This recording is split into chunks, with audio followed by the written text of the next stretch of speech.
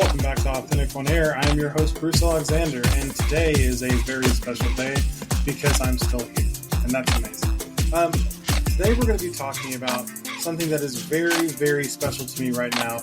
It is the all or nothing mindset, and I want to talk some about how it is destroying your business and possibly your life if you haven't identified how it is affecting the way you operate on a daily basis.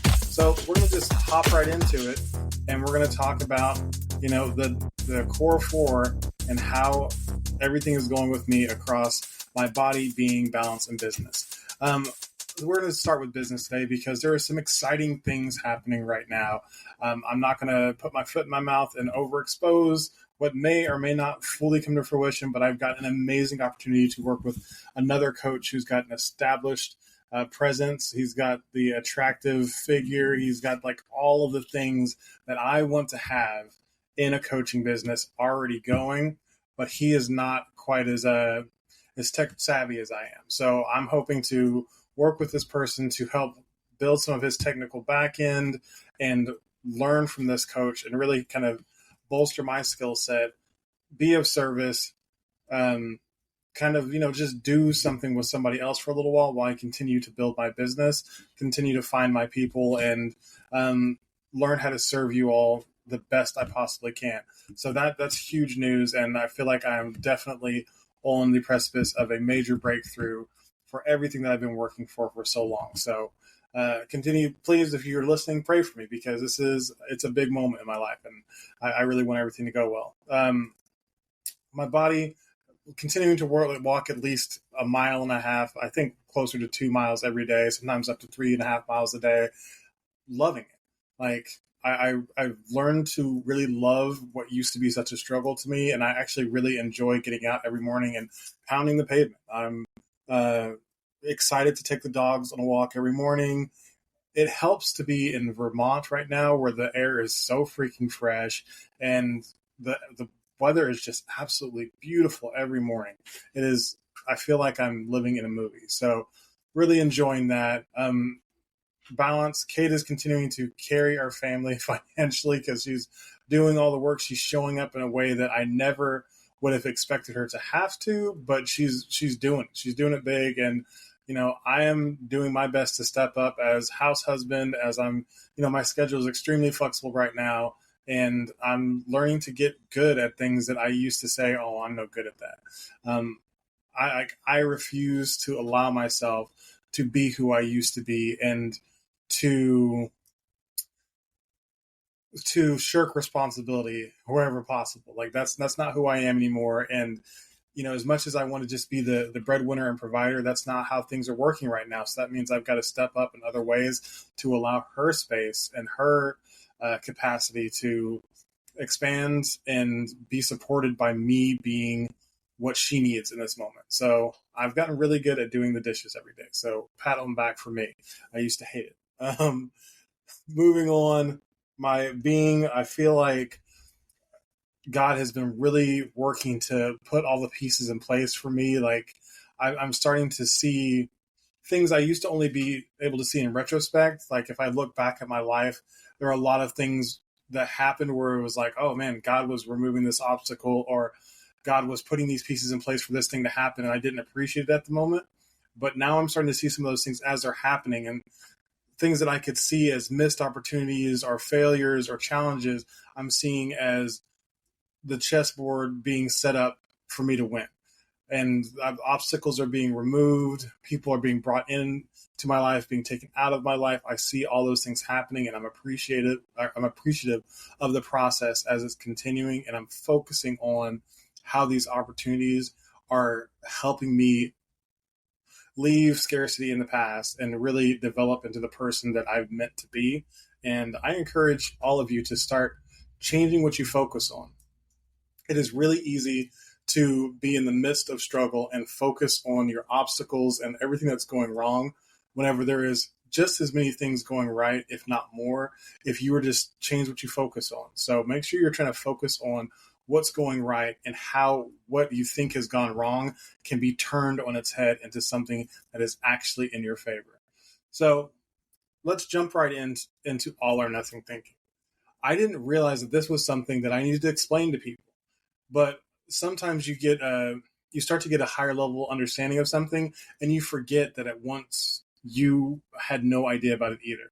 So I'm stepping back to explain in a little more depth what all or nothing thinking is. It is the mentality of living in extremes, of seeing everything as a black and white success or failure. It also has to do with perfectionism and not being able to move forward whenever you're stuck in these extreme mindsets.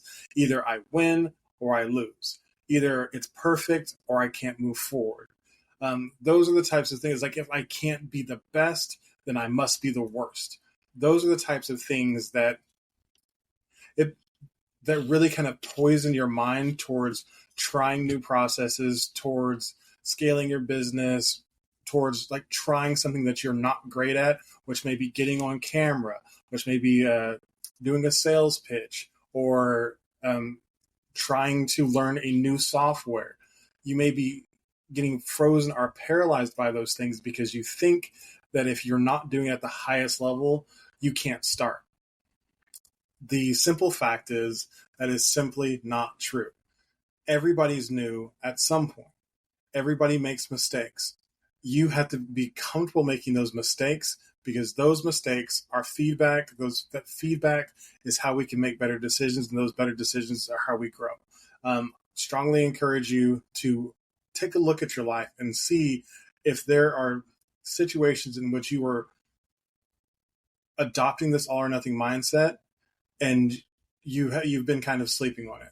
Like my last client, I shared a tutorial on my Instagram. I shared a testimonial on my Instagram today. She had no idea about all the different places where this kind of thinking was showing up in her life, and until we worked together and I kind of helped her identify some of those things, she just wasn't able to see it. And as soon as she had those outside eyes, she was able to make some major course corrections that, for one, in her business brought her more money. It expanded her capacity and her time. It took so much stress off of her shoulders because she stopped trying to be perfect, because she understood what was at the root of it. And for a lot of people, it's fear of not being enough, fear of not being good enough, fear of not being attractive enough, fear of whatever. It's a fear of not being enough of something. But if you can look at it in a real logical sort of way, everybody starts somewhere. And we're talking about business growth and development here. Nobody was born with a business already in hand, already great at everything. So if you can look at it that way, it will encourage you to just take some action. And we'll talk about taking messy action a little bit at the end, but that's one of the strategies to overcoming this. Another one, let's talk about, so now that we've talked some about what it is, let's talk a little bit more about how it affects your life. Like, so one of the biggest things about all or nothing thinking that is really, it's really instrumental in destroying business is that it can hijack your decision making.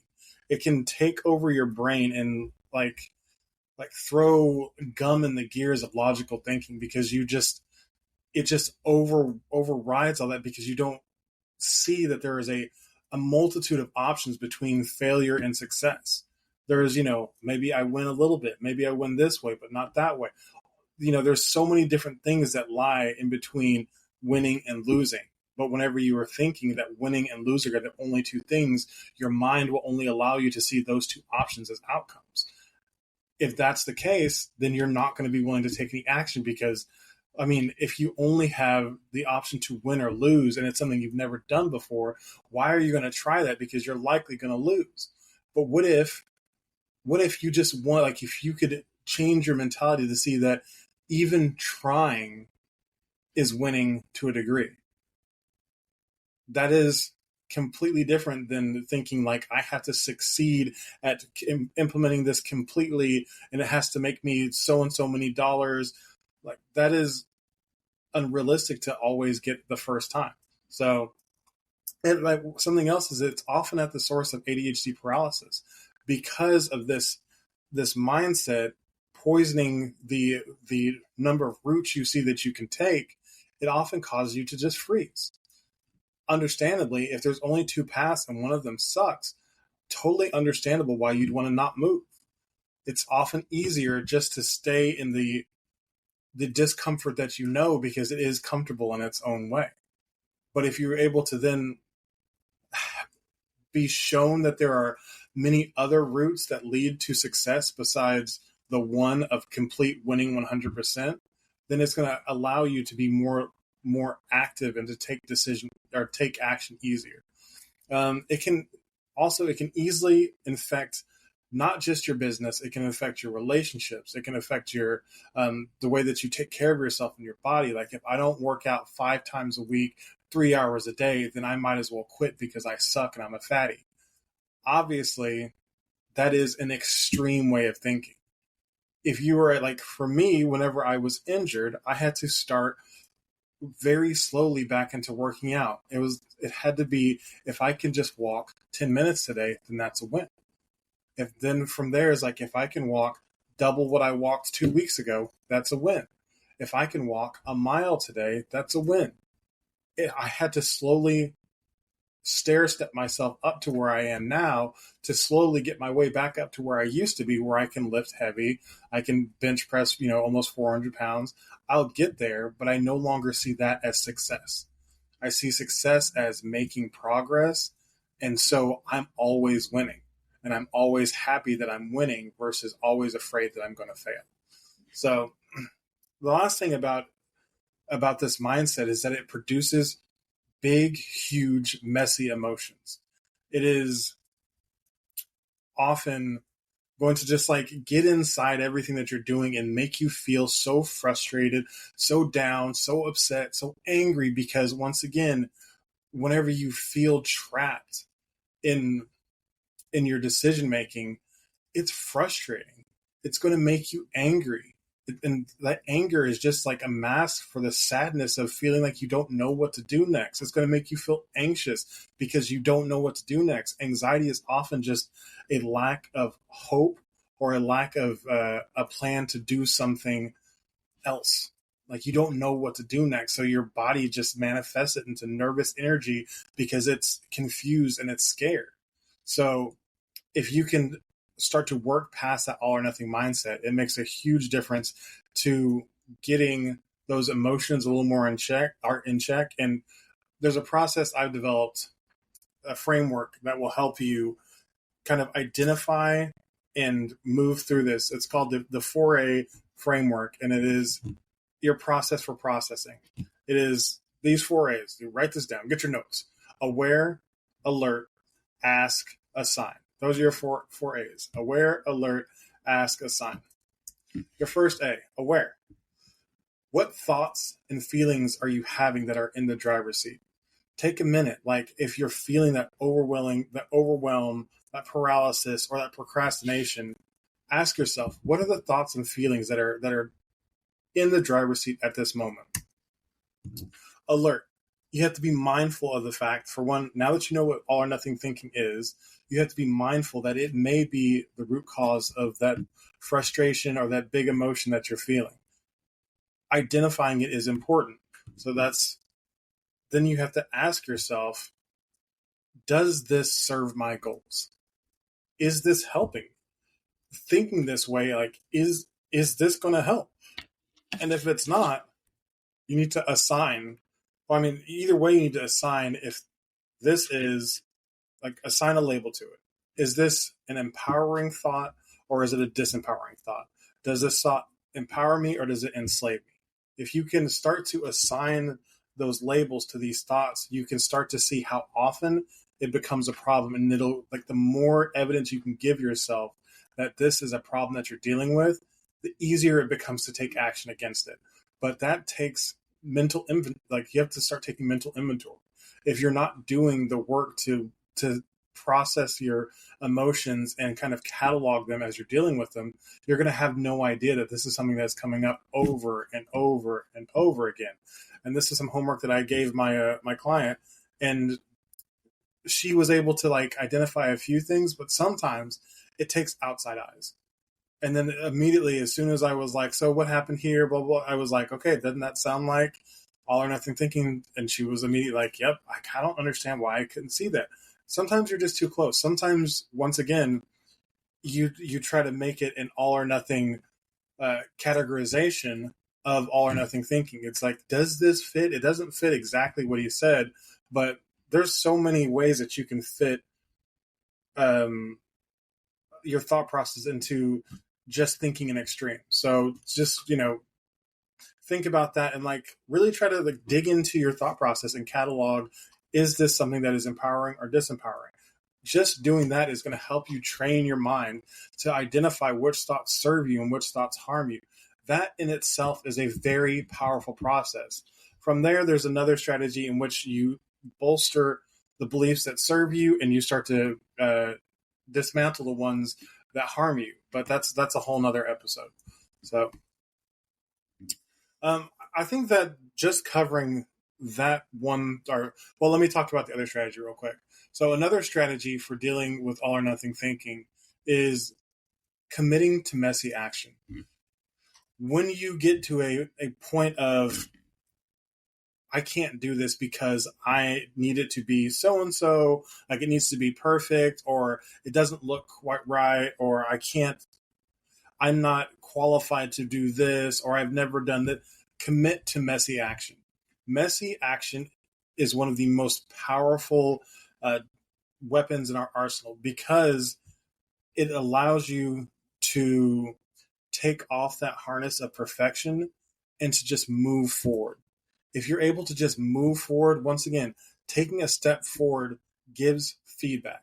That feedback is how you inform. If you get the feedback, you evaluate, and you take action again, that is how you get better. That's how you inform your decision-making processes and how you evaluate and grow. If you fear what might happen if you do, so you don't, you learn nothing. The fear grows. Inaction is the perfect food for growth, or for fear to grow. Action starves fear because it has nothing to feed off of except for the facts, and the facts aren't scary. The facts are facts. You take action on those facts and it will change your life. So that is today's whole episode. It went a little longer than I planned on, but it's a really exciting topic to me.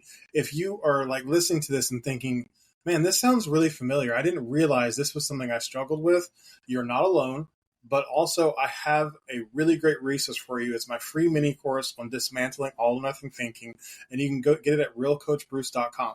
That is realcoachbruce.com, and it's totally free. All you have to do is put your email address in, and you'll get this 3-page document, which is like a mini course that guides you through some education and some action that you can take to immediately start to dismantle this mindset and take action in your life today.